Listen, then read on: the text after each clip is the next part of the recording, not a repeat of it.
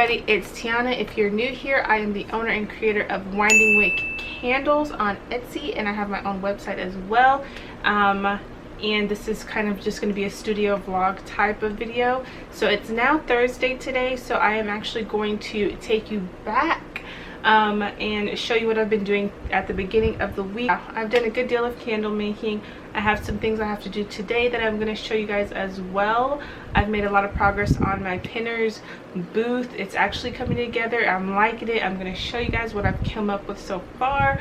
So it's been kind of a busy week, so I have a lot to show you guys, and let's just start the studio vlog. Alright, so here's the plan for today. So I made these last night. This is my gingerbread candle, and as you see, I went a little too hard with the color on the gingerbread. They're too dark. They look like chocolate. They're supposed to be kind of a lighter color.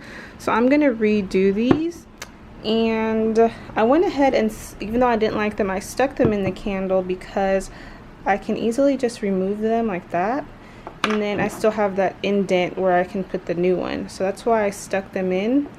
So yeah, I'm gonna go ahead and remove these bad boys and then lighten the color on those. And as you can see, I recycle jars, so this is a jar that I recycled, so I'm gonna remove this label later.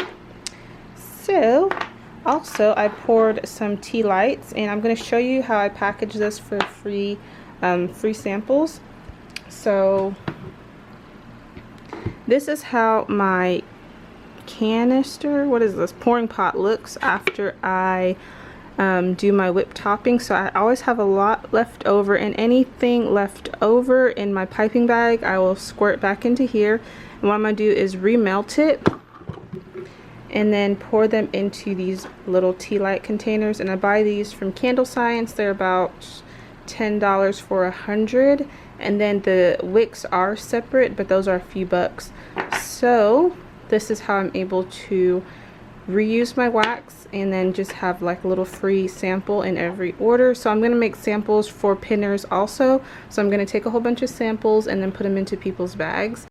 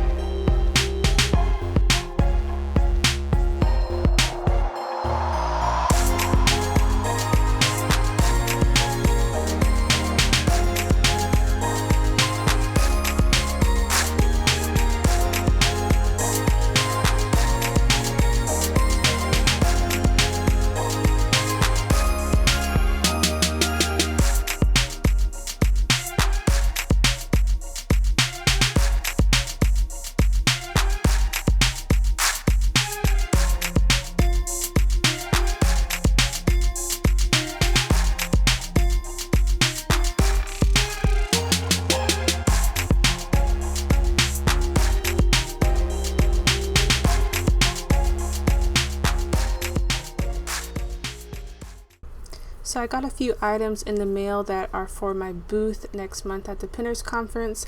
The ice cream truck that you see is actually a cardboard cupcake display that I got from Amazon. I have seen this ice cream truck on AliExpress before, but I don't have time to order from there right now, so I went ahead and I ordered the ice cream truck from Amazon, which I'll leave a link if you're interested. I think it was $18. So now I am putting together the risers that I'm going to be using for the display. These are also cupcake stands. I was going to build my own out of wood, but I figured this would save a little bit of time, and they worked really well.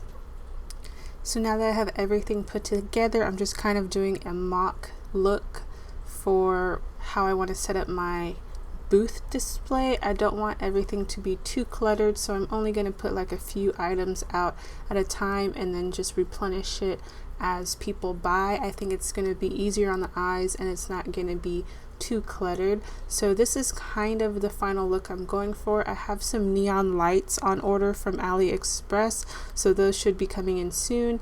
Here's the candles on the cupcake risers, and then in the middle you can see the cardboard ice cream truck is going to be a display for all of the mini candles that I'm going to have available.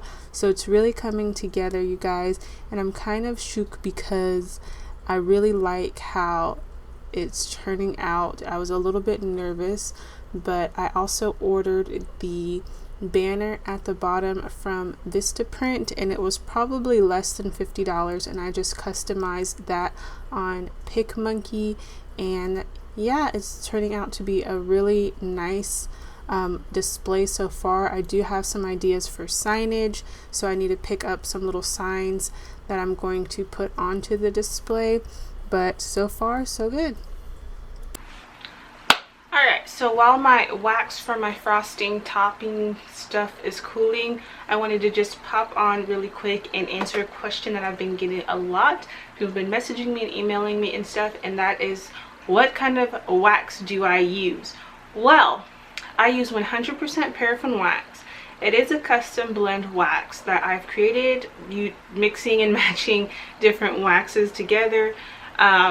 So it's kind of a proprietary blend. I don't really want to share my secrets because it took me a long time to get exactly what I wanted, and I am still thinking of tweaking it a little bit, but that is something you can do. I actually just got different waxes that have properties that I liked, and I kind of just played with the proportions until it created a wax that was something that worked for me. So speaking of what works for you, I just wanted to, I know it's a big debate about paraffin wax versus soy wax in the candle community. Is there a candle community? I don't know. I know a lot of candle makers will feel when you first open your business, you kind of feel the pressure to put something out that is like natural and that's not going to harm anybody and things like that. And so for some reason there's been this whole marketing thing really that paraffin wax is harmful to people and it's going to cause cancer and make this crazy soot in your house and things like that. And I don't know how it got to that point, but I actually do want to link an article down below from Lone Star Candle Company that kind of compares soy and paraffin, and it kind of debunks a little bit about the marketing behind like paraffin wax and people saying that it's bad for you and all of that.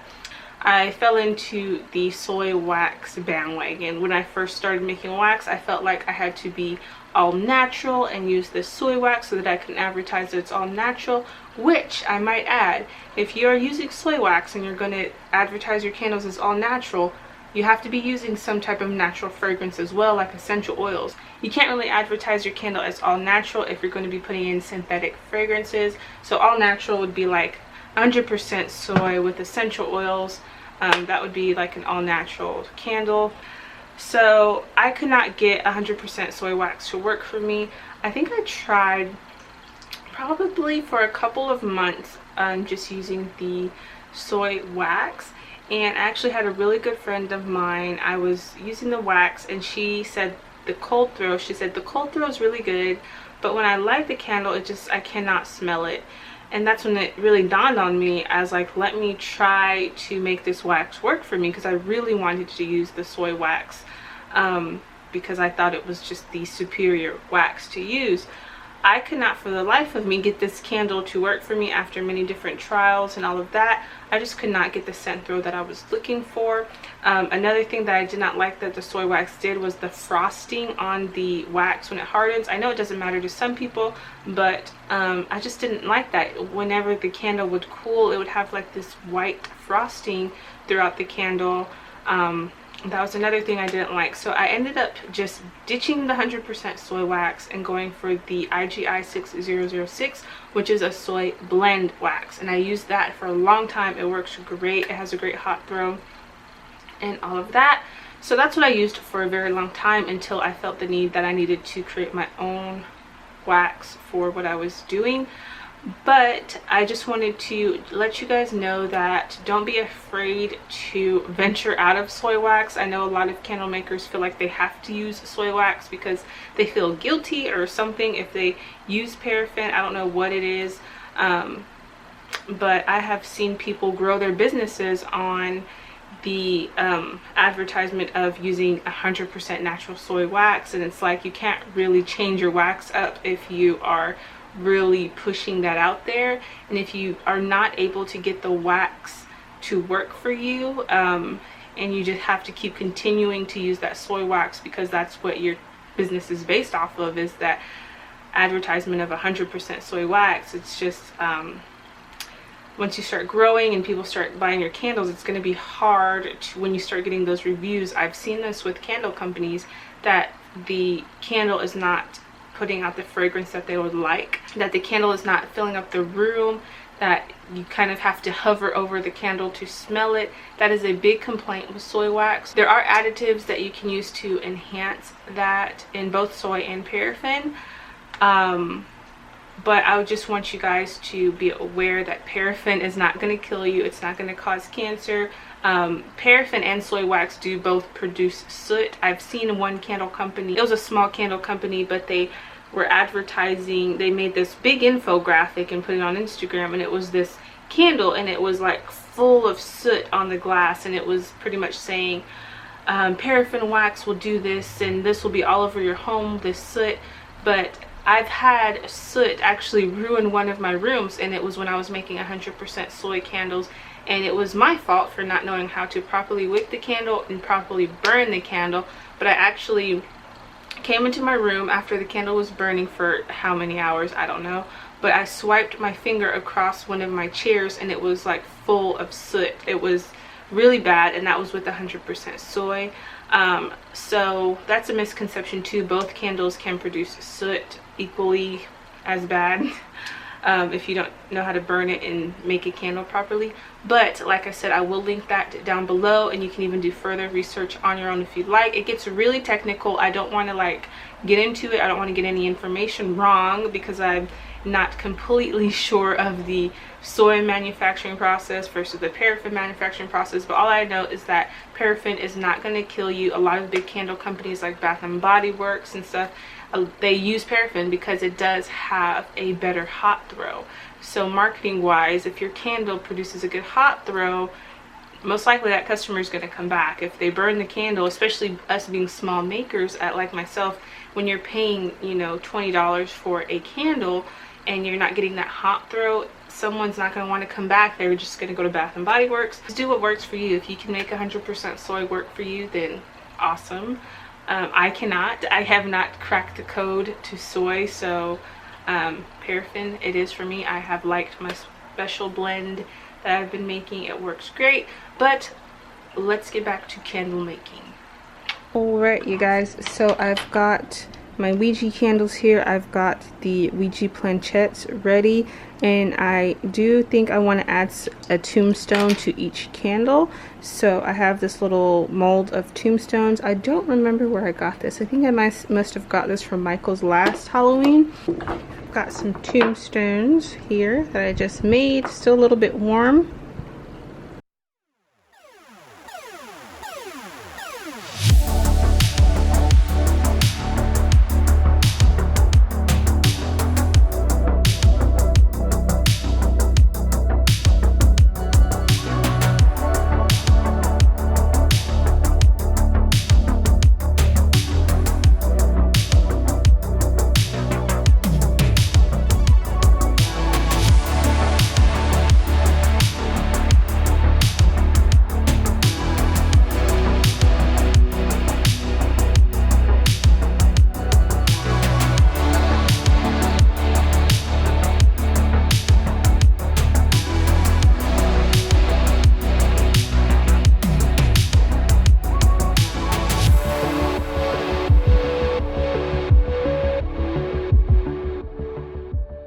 thank you for tuning into this week's studio vlog. I'll see you guys next week for another video, but until next time, bye guys.